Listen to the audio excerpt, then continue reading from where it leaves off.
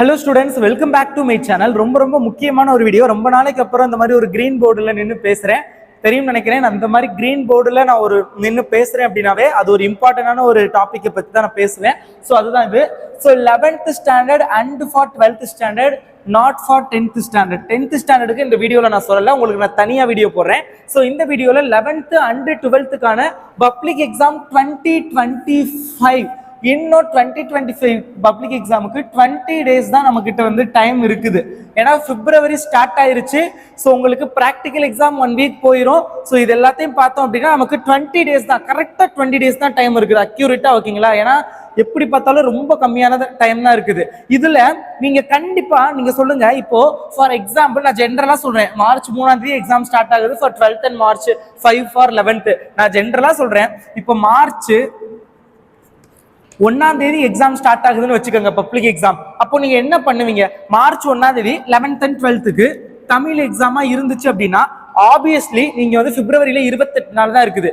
எப்படி பார்த்தாலும் நீங்க ஒரு 3 days பிஃபோரே தமிழ் படிக்க ஸ்டார்ட் பண்ணிடுவீங்க. அப்போ பிப்ரவரி 25 இல்ல 26லாம் நீங்க கண்டிப்பா தமிழ் படிக்க ஸ்டார்ட் பண்ணிடுவீங்க. ஸோ இந்த கேஸ் தான் உங்களுக்கு இப்போ. ஸோ உங்களுக்கு மார்ச் 3ஆம் தேதியா இருந்தாலும் சரி, 5ஆம் தேதியா இருந்தாலும் சரி, மேக்சிமம் ஆஃப் த ஸ்டூடெண்ட்ஸ் வந்து பிப்ரவரி 27ஆம் தேதியில இருந்து தமிழ் எக்ஸாம் படிக்க ஸ்டார்ட் பண்ணிடுவீங்க. என்னதான் நீங்க தமிழ்ல சென்டம் எடுக்கிற அளவுக்கு தெளிவா இருந்தாலுமே அந்த எக்ஸாம் ஃபியர், குறிப்பா பப்ளிக் எக்ஸாம் ஃபியர் அப்படிங்கிற ஒரு பயம் இருக்கதான் நம்ம கிட்ட இருக்கும். கண்டிப்பா அந்த பயம் இருக்கும். ஐயோ, என்னதான் நம்ம தெளிவா இருந்தாலும் 100 மார்க் எடுக்கிற 100 out of 100 எடுக்கிற அளவுக்கு கெப்பாசிட்டி நம்ம கிட்ட இருந்தாலும், ஐயோ எக்ஸாம் வந்துருச்சுங்கிற அந்த ஒரு ஃபியர்லயே நீங்க ஆட்டோமேட்டிக்கா 4-5 டேஸ்க்கு முன்னாடியே பப்ளிக் எக்ஸாமுக்கு ப்ரிப்பேர் பண்ண ஸ்டார்ட் பண்ணுவீங்க, which is தமிழ் எக்ஸாமுக்கு ப்ரிப்பேர் பண்ண ஸ்டார்ட் பண்ணிடுவீங்க. அப்படிதானே? சோ அப்ப நம்ம கிட்ட இருக்கிற இந்த 20 டேஸ் நீங்க ப்ராப்பரா பயன்படுத்தி உங்களால 550 பிளஸ் மார்க் 600க்கு 550 எடுக்க முடியும் அப்படின்னு நான் சொன்னா உங்களால நம்ப முடியுமா அப்படின்னு தெரியல. பட் கண்டிப்பா எடுக்க முடியும். நீங்க இது வரைக்கும் படிக்கல, நான் இப்பதான் வந்து பாஸ் மார்க்கே இப்பதான் நான் எடுக்க ட்ரை பண்ணிக்கிட்டு இருக்கேன் அப்படின்னாலும் நீங்க வந்து கண்டிப்பா வந்து ஒரு 390 ஆர் 450 பிளஸ் மார்க் வந்து ஸ்கோர் பண்ணலாம். இல்ல நான் பாஸ்லாம் ஈஸியா பண்ணிடுவேன், என்னால ஈஸியா பாஸ் பண்ண முடியும், பட் என்னால அந்த ஹை மார்க் ஸ்கோர் பண்ண முடியல அப்படின்னு நினைச்சீங்கன்னா டெஃபினெட்லி இந்த 550 பிளஸ் மார்க் உங்களால அச்சீவ் பண்ண முடியும். ஒரு ரியல் லைஃப் சினாரியோ நான் உங்ககிட்ட ஒரு சொல்றேன். இது வந்து உண்மையிலேயே நடந்தது என் ஃப்ரெண்ட்ஸுக்கு. ஸோ 12th படிக்கல. ஸோ நான் வந்து சொல்றேன், கேட்டுக்கோங்க. ஒரு 2 ஸ்டூடெண்ட் இருக்கணும்னு வச்சுக்கோங்க, which is A அப்படின்னு ஒரு ஸ்டூடெண்ட் அண்ட் B அப்படிங்கிற ஒரு ஸ்டூடெண்ட். நம்ம அதுக்கு ஒரு நேம் கொடுப்போமா? என்ன நேம் கொடுக்கலாம்? எனக்கு டக்குன்னு தோணலையே. நீங்களே ஏதாவது நேம்? ஒரே நிமிஷம் நான் ஒரு நேம் யோசிச்சுக்கிறேன், அதுக்கப்புறம் நம்ம அதை பத்தி பேசலாம். நிறைய நேம் எனக்கு தெரியும், பட் என்ன நேம் கொடுக்கலாம்? சரி, ஏபின்னே வச்சுக்கிறோம். எனக்கு எந்த நேம் கொடுக்கறதுன்னு தெரியல, ஏபின்னு வச்சுக்கிறோம். அண்ட் அதுக்கு முன்னாடி இந்த ஸ்டோரியை இந்த ஸ்டோரி சொன்னதுக்கு அப்புறம் அதுல இருந்து நீங்க கத்துக்க வேண்டியது என்ன, நீங்க எப்படி படிக்கணும், என்னென்னலாம் பண்ணணும் அப்படிங்கிறது மேக்சிமம் அந்த ஸ்டோரியிலே கவர் ஆயிரும். பட் அதை தாண்டி என்னென்ன அப்படிங்கறத நான் சொல்றேன். அண்ட் அதுக்கு முன்னாடி நீங்க என்ன நம்ம கல்வி மினி சேனலை சப்ஸ்கிரைப் பண்ணல அப்படின்னா மறக்காம சப்ஸ்கிரைப் பண்ணிட்டு பாருங்க. அப்பதான் நான் போடுற வீடியோஸை நீங்க மிஸ் பண்ணாம பார்க்க முடியும். So subscribe this channel and மறக்காம வீடியோக்கு லைக் பண்ணிருங்க. நிறைய பேர் லைக் பண்ண மறந்துடுறீங்க. ஸோ தயவு செஞ்சு லைக் பண்ணிருங்க. ஓகே, ஏபிங்கிற ஒரு கேட்டகரி ஸ்டூடெண்ட். இங்க கம்பேரிசன் 1 minute. ஐயோ, டஸ்டர் இல்ல, இது பார்க்காதீங்க, எதை வச்சு அழிக்கிறேன்னு. ஒரு துணி.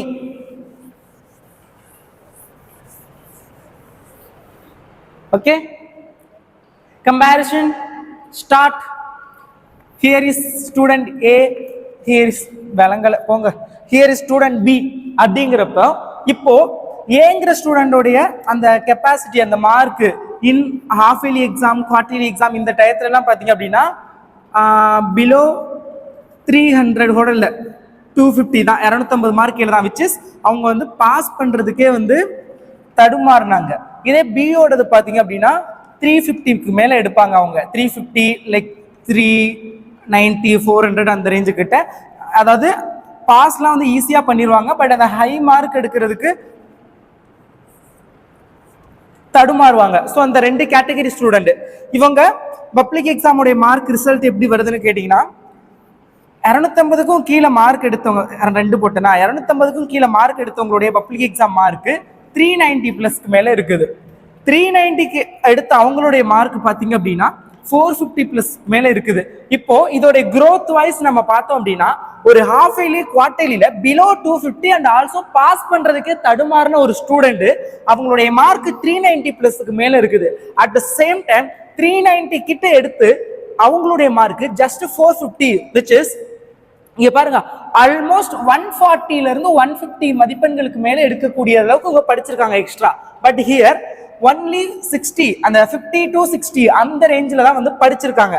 அப்போ இந்த growth வந்து எந்த அளவுக்கு இருக்குது, இதுக்கான ஒரு மேஜர் ரீசன் என்னன்னா இவங்க கிட்ட வந்து அந்த ஹை மார்க் எடுக்கணுங்கிற அந்த இது இல்ல. ஓகே நம்ம நல்லா படிக்கிறோம், நம்ம பாஸ் பண்றோம், அந்த ஒரு இதுதான், நான் நல்லா படிக்கிறேன் அப்படிங்கிற அந்த மைண்ட் செட்ல இருந்திருக்காங்க. பட் இவங்க ஐயோ எனக்கு படிக்கவே முடியலையே, ஐ மீன் நான் நல்லா இன்னும் படிக்க ஸ்டார்ட் பண்ணல, 250 கிட்ட தான் இருக்கேன், நல்லா பாஸ் பண்றதே கஷ்டமா இருக்குன்னு அவங்க எஃபோர்ட் போட்டுக்கிட்டு இருக்காங்க. But at the same time இங்க வந்து நான் வந்து நல்லா படிக்கிறேன், அந்த ஹை மார்க் அதை அவங்க திங்க் பண்ணவே இல்லை.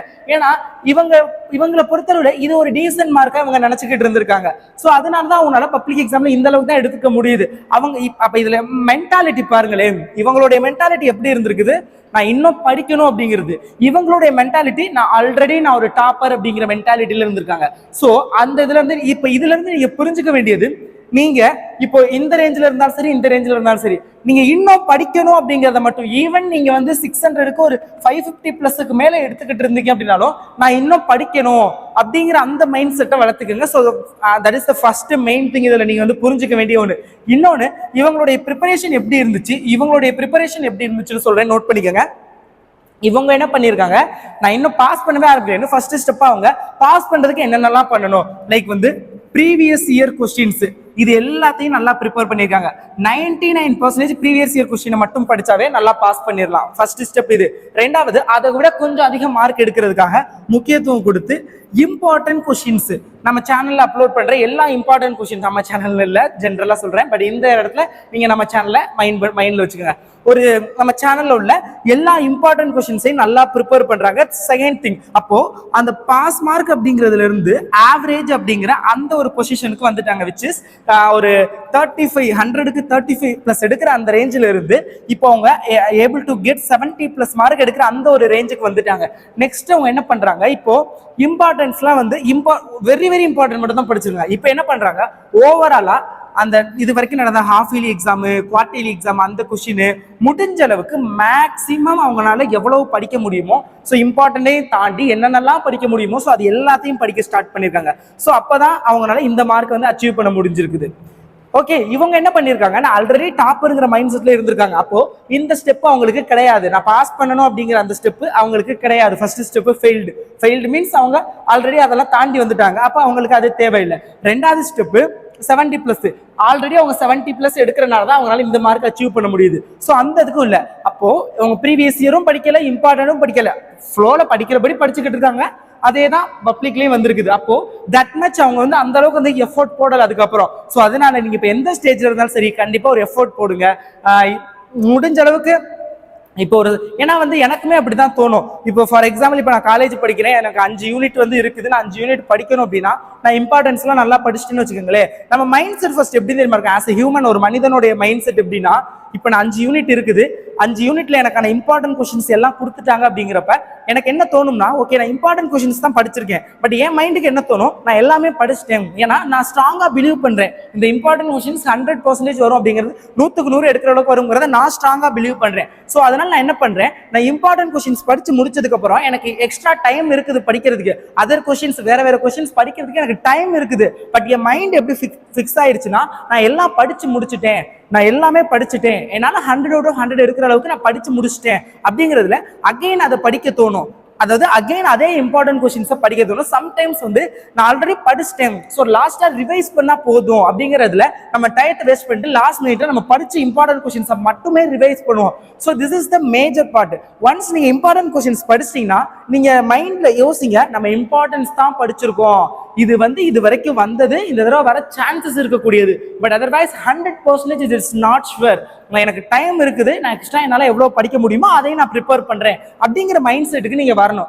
இப்போ நான் சொல்றது புரிஞ்சிருக்குன்னு நினைக்கிறேன். இப்போ நான் 5 யூனிட் இருக்குது, இம்பார்ட்டன்ட் கொஸ்டின்ஸ் கொடுத்துருக்காங்க, அந்த இம்பார்ட்டன்ஸ் எல்லாம் படிச்சேன். அப்போ என்னோட மைண்ட் செட் வந்து நான் எல்லாத்தையும் படிச்சுட்டு இருக்கு. பட் நான் எக்ஸாம்ல போறேன், அங்கே எனக்கு 100 அவுட் ஆஃப் 100 வாங்க முடியல, 80 மார்க் தான் வாங்க முடியுது. அதுக்கான ரீசன் நான் படிச்சது எல்லாத்தையுமே படிக்கல, இம்பார்ட்டன்ஸ் மட்டும் தான் படிச்சிருக்கேன். அப்போ அந்த இம்பார்ட்டன்ஸ்ல இருந்து எவ்வளவு கொஸ்டின் வேற டஃபா இருந்திருக்கு. அப்போ என்னால அந்த இடத்துல 80 தான் வாங்க முடிஞ்சிருக்கு. ஸோ அந்த தான் நீங்க ஃபாலோ பண்ணணும். என்னுடைய சேனல் கிடையாது, நீங்க எந்த சேனல் இம்பார்ட்டன்ட் கொஸ்டின்ஸ் பார்த்தாலுமே ஸோ அந்த இம்பார்ட்டன்ட் கொஸ்டின்ஸ் மேபி இவங்களுக்கு வந்து அது ஒரு வரப்பிரசாதமா இருக்கலாம். இந்த பாஸ் பண்றதுக்கே கஷ்டப்படுற ஸ்டூடெண்ட்ஸ், ஒரு நல்ல ஒரு ஆவரேஜ் மார்க் எடுக்க நினைக்கிற ஸ்டூடெண்ட்ஸுக்கு அது ரொம்பவே யூஸ்ஃபுல்லா இருக்கலாம். பட் நீங்க ஆல்ரெடி ஒரு நல்ல ஸ்டேஜ்ல இருக்கீங்க, என்னால ஒரு 350 பிளஸ் 400 அந்த 400 கிட்ட வர முடியுது அப்படிங்கிறப்ப நீங்க இம்பார்ட்டன்ஸ் மட்டும் ஃபோக்கஸ் பண்ணாம இம்பார்ட்டன்ஸ் எல்லாம் ஃபர்ஸ்ட் படிச்சுக்கோங்க. மேபி அதுல இருந்து வந்தா 100% உங்களுக்கு லக்கு, இல்ல ஒரு 80% தான் வருது அப்படிங்கிறப்ப நீங்க ஒரு ஆல்ரெடி நல்லா எடுத்தீங்க, ஏன் டயத்தை வேஸ்ட் பண்றீங்க, இன்னும் கொஞ்சம் எக்ஸ்ட்ரா படிங்க. ஸோ அதான் நான் சொல்றேன், நீங்க ஒரு பவுண்டரி செட் பண்ணிடாதீங்க, இதுதான் நம்ம படிக்க வேண்டியது அப்படிங்கிற ஒரு பவுண்டரி வந்து எப்பவுமே செட் பண்ணாதீங்க. அதுக்கான ஒரு எல்லை கோடு நீங்க செட் பண்ணாதீங்க. நீங்க எவ்வளவு படிச்சாலும் கற்றது கைமண் அளவு, கல்லாதது உலக அளவுன்னு ஒரு ஐ திங்க் பழமொழியா என்னன்னு தெரியல, அப்படி சொல்லி கேள்விப்பட்டிருக்கேன். ஸோ அந்த மாதிரி தான் நீங்க எவ்வளவு படிச்சாலும் சரி, இன்னும் படிக்கணும் படிக்கணும் அப்படிங்கிற அந்த மைண்ட் செட்டை வளர்த்துக்கோங்க.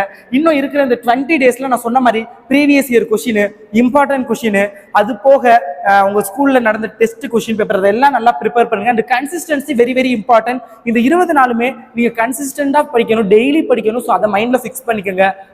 டயத்தை ப்ளீஸ் வேஸ்ட் பண்ணாதீங்க. உங்களுக்காக முடிஞ்ச அளவுக்கு நான் எல்லாமே நான் கொடுக்குறேன், ப்ரீவியஸ் இயர் கொஸ்டின் எல்லாமே நான் வாட்ஸ்அப் குரூப்ல ஷேர் பண்றேன். ஸோ மஸ்ட் வாட்ஸ்அப் குரூப்ல ஜாயின் பண்ணிக்கங்க, டிஸ்கிரிப்ஷன்ல லிங்க் இருக்குது. Okay, all the best.